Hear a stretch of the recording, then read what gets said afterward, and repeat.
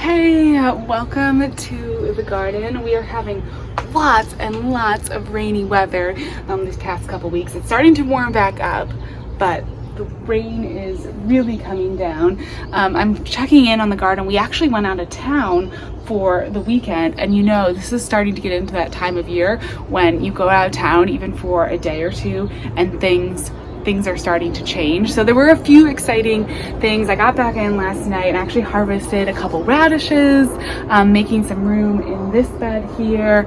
And then I harvested actually one of my carrots. So probably the first carrot that I've been able to harvest that was actually a size that, we could actually eat, which was pretty cool.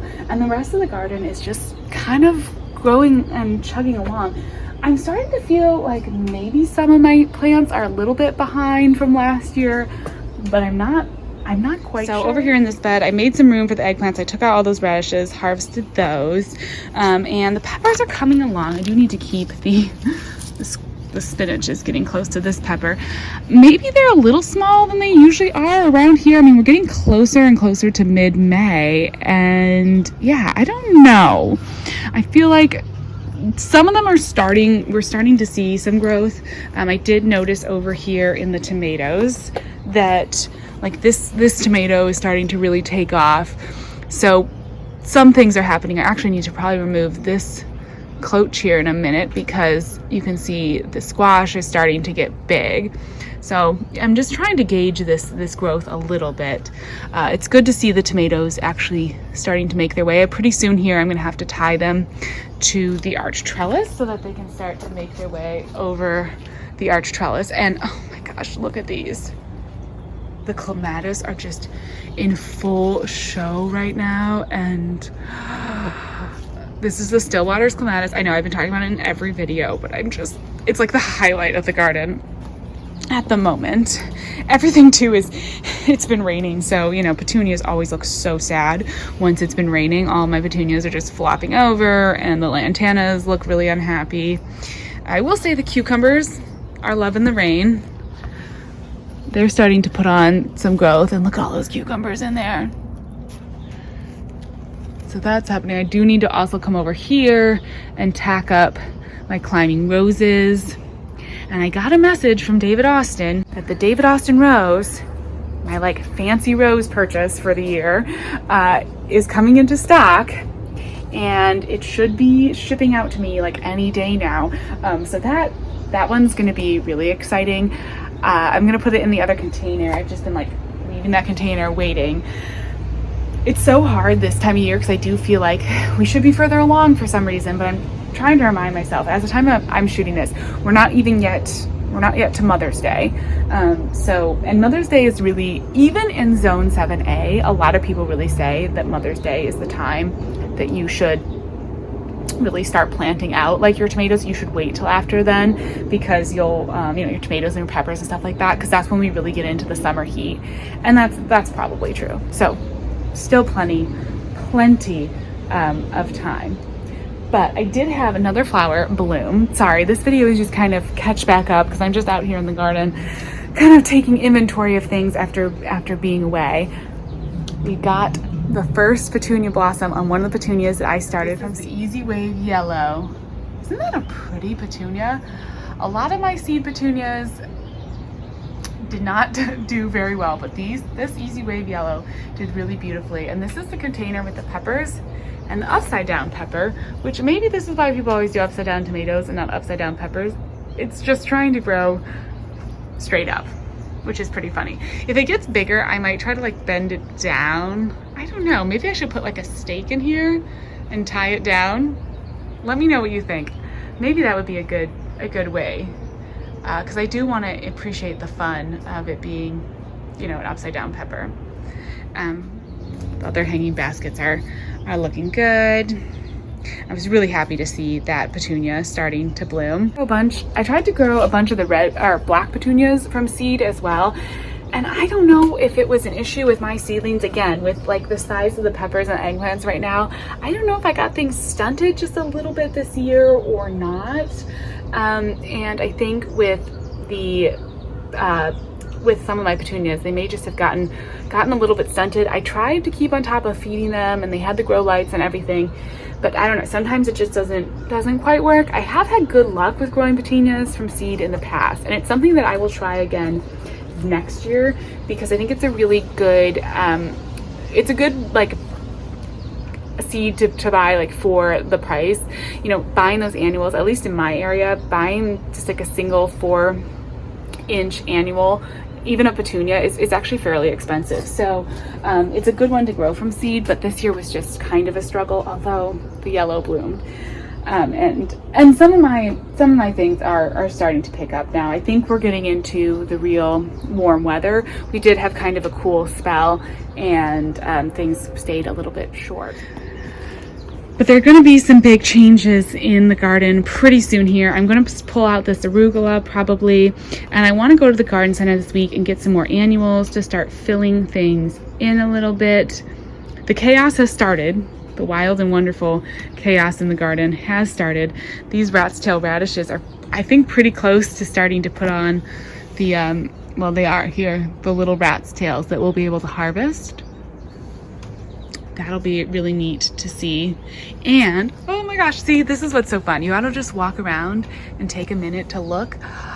My foxglove experiment worked. We've got the first foxglove bloom coming up. These are the little foxgloves that I started from seed. I will put a link in the description to the video from last July where I started a bunch of perennials from biannuals from seed to see if I could trick them.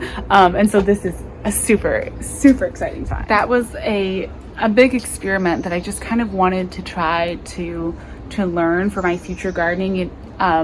If I could start things midsummer to have bigger plants in the fall. You know, starting all those perennials from seed inside can take up a lot of space, and you have to start them pretty early, but starting them in the summer was great. And then I wintered them all over in the unheated greenhouse. So that was another way that I was able to utilize the little unheated greenhouse space back when it had its cover on, was to overwinter all of those perennial flowers. I did plant out a bunch of the black-eyed Susans and everything that I started then too. The foxgloves were kind of my babies, because I always love foxgloves. I think there's something just super, super whimsical about foxgloves, and as I'm doing like my cottage garden look this year, I really wanted to have foxgloves in it. I may even go to the garden center and get some full-size foxglove plants to pop in places. I know it's kind of they tend to be, you know, a little expensive. It might be a little extravagant to do that, but I just think they're so gorgeous. And I have to be really careful because they also are pretty poisonous to pets and people. So we watch the girls in the garden anyways. They're never out here alone or unsupervised. But yeah, foxglove are just so beautiful that I think they're kind of in my plans. I'm gonna be getting some more angelonias and some scabolas and different plants to fill in the garden to make sure that we've got a lot of flowers, because we're just kind of closing in on the last few weeks of the lettuce containers. There's gonna start to be room opening up. For me, my garden, I feel like, really peaks around July. July is when the garden is the most full, when the summer annuals are doing their biggest thing, their biggest show, and we start to get into a few of the late summer, like black-eyed Susans. Those start to come out. August gets hot here, and actually by August I start to move toward the fall garden. I feel like we start even pulling a few things out by the end of August, and the garden can lag a little bit. I did do a lot of work last year by putting in some of these perennials, like the foxgloves, the things that I started from seed, so that hopefully we don't have quite as much of a lull in blooming things when we get into August. But right now I feel like we've got sunflowers, but a lot of greenery, so I really want to pump up the color and add some more flowers in the space. Of course, also when you have rainy days like this, I feel like the whole garden gets a little bit drowned. I know the petunias are, you know, looking a little drowned, and it's also hard to fertilize the containers. Rainy days are actually hard for us container gardeners.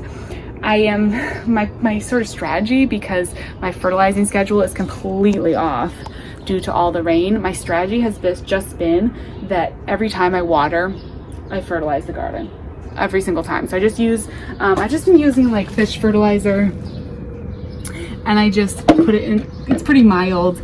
It's not too intense. So every time I water, I just put a little bit of that in all the containers, and that seems to have been helping. Because if you live in a really wet, rainy place like this, you may have experienced this with your containers, that they start to look kind of drab because they need that fertilizer. But if they're, you know, if you've already got a ton of rain, you're not necessarily going to go out and water and stay on the fertilizing schedule. So that's been my solution with the containers. And so far this year, it seems to be working pretty well. I did go ahead a couple videos ago. I was pruning the petunias, and I did want to show you, even though they look sad, so don't mind that they're all rain spattered and a little sad looking because of that. Look what happens when you prune your petunias. So you would have seen me trimming these back. Look how full, covered in blooms, super happy they look. They did not skip a beat. They are gorgeous and handled that pruning without a problem. Oh, as I'm over here, look. This is so exciting. We're gonna have blueberries soon. I can't wait for that.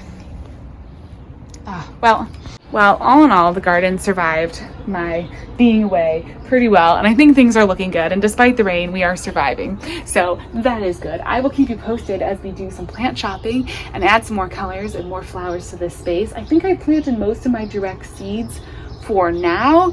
I probably have a month or so before I start anything from seed again, or reseed really.